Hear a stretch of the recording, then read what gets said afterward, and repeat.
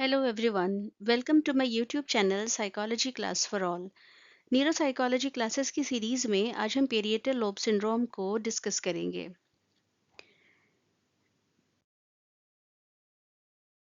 Parietal lobe syndrome तब develop होता है जब पेरिएटल लोब में डैमेज या डिसफंक्शन होता है।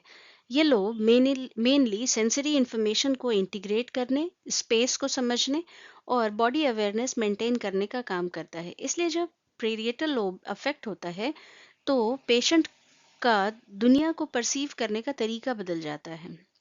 पेरिएटल लोब ब्रेन के 4 मेन सेरिब्रल लोब्स में से एक है और हर लोब का अपना एक स्पेसिफिक रोल होता है। इस लोब का मेन काम सेंसरी इंफॉर्मेशन को प्रोसेस करना होता है, जैसे टच, पेन, टेम्परेचर, साथ ही साथ स्पेशियल अवेयरनेस, परसेप्शन और higher cognitive understanding. Simple words में ये लोब हमें ये समझने में मदद करता है कि हमारी बॉडी कहाँ है, चीज़ें कहाँ है और हम स्पेस को कैसे परसीव कर रहे हैं। लोकेशन की बात करें तो पेरिएटल लोब ब्रेन के अपर और बैक साइड में होता है। ये फ्रंटल लोब के बिल्कुल पीछे और टेम्पोरल लोब के ऊपर सिचुएटेड होता है। फ्रंटल लोब से इसे सेंट्रल सल्कस अलग करता है और ऑक्सीपिटल लोब से पेरिएटो ऑक्सीपिटल सल्कस सेपरेट करता है। तो न्यूरोसाइकोलॉजी के पर्सपेक्टिव से पेरिएटल लोब सेंसरी इंटीग्रेशन और स्पेशियल प्रोसेसिंग का एक इम्पॉर्टेंट हब है। इसी वजह से इस लोब में डैमेज होने पर अटेंशन, परसेप्शन और स्पेशियल अंडरस्टैंडिंग मतलब स्पेस रिलेटेड अंडरस्टैंडिंग में सीरियस प्रॉब्लम्स आ सकती है।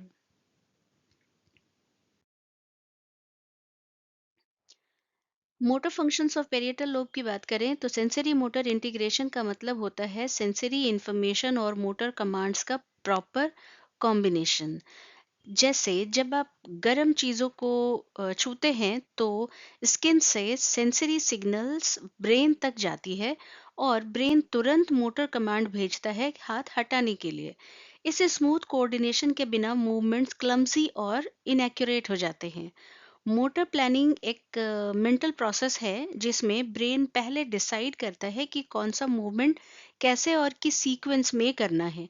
एग्जाम्पल के लिए अगर आप बॉटल उठाना चाहते हैं तो ब्रेन पहले प्लान करता है हाथ उठाना, फिंगर ओपन करना, फिर ग्रिप बनाना। अगर मोटर प्लानिंग डिस्टर्ब हो जाए तो सिंपल काम भी मुश्किल लगने लगती है। स्पेशल कोऑर्डिनेशन का मतलब होता है बॉडी को स्पेस के अकॉर्डिंग एडजस्ट कर पाना। जैसे चेयर पर बैठते वक्त या बॉल कैच करते वक्त आपको पता होता है बॉडी और ऑब्जेक्ट्स के बीच डिस्टेंस क्या है। पेरिटल लोब डैमेज में ये सेंस वीक हो जाती है और लोग ऑब्जेक्ट्स को मिस कर देते हैं या टकरा जाते हैं। रीच टू ग्रैस्प मूवमेंट्स एक बहुत ही रिफाइंड स्किल है। इसमें आर्म एक्सटेंड करना, हाथ का शेप बनाना और ऑब्जेक्ट्स को पकड़ना सब कुछ एक ही फ्लो में होता है। ये process visual input, sensory feedback और मोटर कंट्रोल का परफेक्ट कॉम्बिनेशन है। हैंड आई कोऑर्डिनेशन में आंखों से मिलने वाली इंफॉर्मेशन और हाथ की मूवमेंट एक साथ सिंक्रोनाइज होती है। लिखते वक्त, ड्राइंग करते वक्त या निडल में धागा डालते वक्त ये स्किल काम करती है। अगर ये डिस्टर्ब हो जाए तो मूवमेंट्स इनएक्यूरेट हो जाते हैं। एपिरेक्सिया एक न्यूरोलॉजिकल कंडीशन है जिसमें पर्सन पर्पसफुल मूवमेंट नहीं कर पाता है, जबकि मसल्स और सेंसेस बिल्कुल नॉर्मल होते हैं।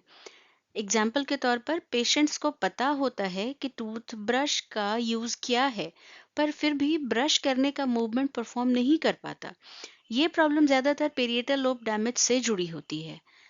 मोटर इमेजरी का मतलब होता है मूवमेंट को सिर्फ दिमाग में इमेजिन करना बिना एक्चुअली मूव किए हुए। जैसे एथलीट्स रेस से पहले अपनी परफॉर्मेंस को मेंटली रिहर्स करते हैं। ये एबिलिटी रिहैबिलिटेशन और न्यूरोप्लास्टिसिटी में बहुत इंपॉर्टेंट रोल प्ले करती है।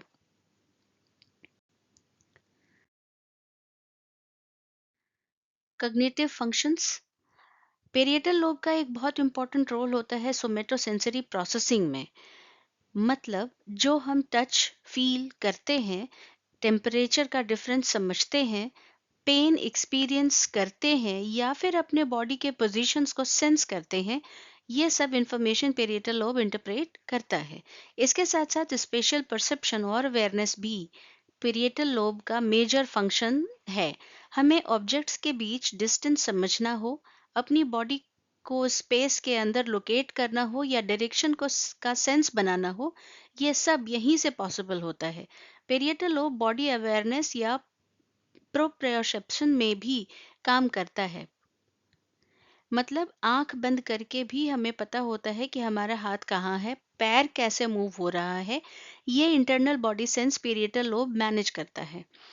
ये लोब विजुअल परसेप्शन के हायर एस्पेक्ट्स में भी इन्वॉल्व होता है। जो हम देखते हैं उसका मीनिंग बनाना, शेप्स और पैटर्न्स को समझना और विजुअल इंफॉर्मेशन को सेंसरी इनपुट के साथ इंटीग्रेट करना, ये सब यही होता है। अटेंशन और फोकस का एक इम्पॉर्टेंट कंपोनेंट भी पेरिएटल लोब से आता है। ये डिसाइड करना कि किस स्टिमुलस पर ध्यान देना है और किस डायरेक्शन को इग्नोर करना है, स्पेशली जब मल्टीपल सेंसरी इनपुट्स आ रहे होते हैं।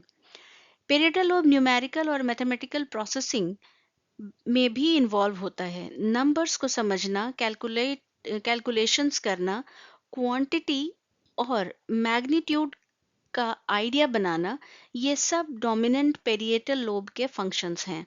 इसके अलावा स्पेशल रीजनिंग भी यहीं से आती है, जैसे ऑब्जेक्ट्स को मेंटली रोटेट करना, शेप्स को इमेजिन करना या मैप्स और डायग्राम समझना। बॉडी इमेज और बॉडी अवेयरनेस भी पेरिएटल लोब से ही रेगुलेट होती है। मतलब हम अपनी बॉडी को मेंटली कैसे परसीव करते हैं, अपनी फिजिकल बाउंड्रीज को कैसे समझते हैं, ये सब इसी लोब का कंट्रीब्यूशन है। लैंग्वेज के कंटेक्स्ट में parietal lobe language processing, specially comprehension और integration of language with sensory information में मदद करता है, जैसे रीडिंग, राइटिंग और सिंबल्स को समझना। सबसे इम्पॉर्टेंट बात यह है कि parietal lobe integration of sensory information का हब है। टच, विजन, मूवमेंट और स्पेशल क्यूज सबको कंबाइन करके एक मीनिंगफुल पिक्चर बनाना ही इसका काम है। और finally attention to body movements, मतलब अपनी पोस्चर्स, मूवमेंट और फिजिकल एक्शंस पर कॉन्शियसली ध्यान रखना, ये एबिलिटी भी पेरिएटल लोब से ही आती है। इसलिए अगर पेरिएटल लोब में डैमेज हो जाए तो पर्सन को स्पेस समझने, बॉडी अवेयरनेस, कैलकुलेशन, अटेंशन और परसेप्शन में सीरियस डिफिकल्टीज हो सकती हैं, जो डेली लाइफ में फंक्शनिंग को काफ़ी अफेक्ट करते हैं।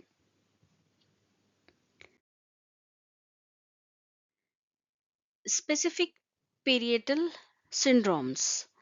पेरिएटल लोब डैमेज होने पर इंसान की sensory understanding, special awareness, body image और अटेंशन से रिलेटेड काफ़ी प्रॉब्लम्स दिखाई देती हैं। अब हम एक एक करके इन इम्पॉर्टेंट डिस्टर्बेंसेस को समझते हैं रियल लाइफ एग्जाम्पल के साथ।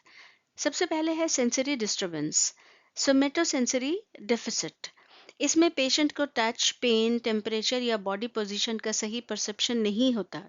एग्जाम्पल के तौर पर पर्सन के राइट हैंड पर लाइट टच किया जाए लेकिन उसे महसूस ही ना हो, जबकि स्किन बिल्कुल नॉर्मल हो। नेग्लेक्ट सिंड्रोम, ये ज़्यादातर राइट पेरिएटल लोब डैमेज के बाद होता है, जिसमें patient left side of space या बॉडी को इग्नोर कर देता है। फॉर एग्जांपल, पेशेंट प्लेट के सिर्फ राइट साइड का खाना खाता है, लेफ्ट साइड का होना उसे पता नहीं चलता। Special and perceptual impairment, impaired special awareness, patient को ऑब्जेक्ट्स के बीच डिस्टेंस और पोजीशन समझने में दिक्कत होती है, जैसे फर्नीचर से बार बार टकरा जाना, स्पेशली एक साइड पर। कंस्ट्रक्शनल अपरेक्सिया, यहाँ पेशेंट ड्रॉ या असेंबल नहीं कर पाता, जबकि मोटर स्ट्रेंथ नॉर्मल होती है। फॉर एग्जांपल, सिंपल हाउस का ड्राइंग कॉपी करने पर विंडोज और डोर्स गलत जगह बना देना। टोपोग्राफिकल डिस्टॉर्शन, पेशेंट फेमिलियर जगह में भी रास्ता भूल जाता है, जैसे रोज जाने वाली शॉप से घर का रास्ता याद नहीं रहता। बॉडी इमेज डिस्टर्बेंसेस, सोमैटोपैराफ्रेनिया, पेशेंट अपने ही लिम्ब को अपना मानने से इनकार कर देता है। लेफ्ट आर्म को, फॉर एग्जांपल, लेफ्ट आर्म को नर्स का हाथ बता देना। ऑटोटोपैग्नोसिया, अपने बॉडी पार्ट्स को आइडेंटिफाई करने में प्रॉब्लम, मतलब जैसे अगर कहा जाए कि नोज को टच करो तो वो नोज की जगह ईयर को टच करता है।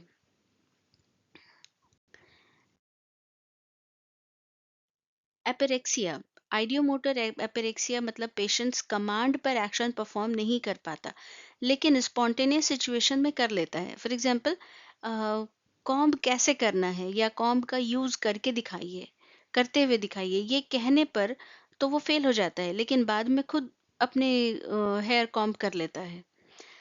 एग्नोजिया, टेक्टाइल एग्नोजिया, टच सेंसेशन नॉर्मल होती है पर ऑब्जेक्ट पहचान नहीं पाता। फॉर एग्जांपल, हाथ में की फील होती है लेकिन बिना देखे पहचान नहीं पा रहे। Calculation and mathematical deficit, dyscalculia, numbers और कैलकुलेशन समझने में दिक्कत होती है। फॉर एग्जांपल, सिंपल 2+3 भी कैलकुलेट नहीं कर पाना। लैंग्वेज एंड रीडिंग इम्पेयरमेंट्स, जिसमें अगराफिया है, लिखने की एबिलिटी का लॉस उसे कहते हैं। फॉर एग्जाम्पल, पेशेंट के पास आइडियाज हैं लेकिन वर्ड्स लिख नहीं पाता। एलेक्सिया, पढ़ना मुश्किल हो जाता है जबकि विजन नॉर्मल होती है। फॉर एग्जाम्पल, टेक्स्ट दिखता है पर वर्ड समझ नहीं आते। Attention and memory issues, attention deficit, focus maintain करना मुश्किल होता है, जैसे कॉन्वर्सेशन के बीच में टॉपिक भूल जाना।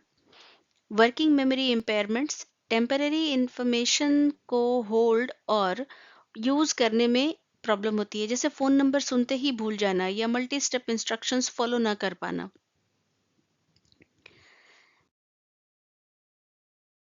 इसलिए पेरिएटल लोब सिंड्रोम सिर्फ सेंसरी प्रॉब्लम नहीं होता, बल्कि परसेप्शन, स्पेस, बॉडी अवेयरनेस और अटेंशन का एक कॉम्प्लेक्स न्यूरो साइकोलॉजिकल पिक्चर होता है। अब हम dominant versus non dominant parietal damage की बात करते हैं। अगर dominant parietal lobe, usually left hemisphere, damage होता है तो लैंग्वेज रिलेटेड और सिंबॉलिक फंक्शंस अफेक्ट होते हैं, जैसे रीडिंग राइटिंग प्रॉब्लम्स और कैलकुलेशन डिफिकल्टीज। अगर नॉन डोमिनेंट पेरिएटल लोब, जो कि यूजुअली राइट हेमिस्फेयर है, डैमेज होता है तो ज़्यादातर विजुअल स्पेशियल डेफिसिट और हेमीस्फेशियल नेग्लेक्ट देखा जाता है। पेशेंट इमोशनल फ्लैटनिंग और इन्वायरमेंटल अवेयरनेस लॉस भी शो करता है।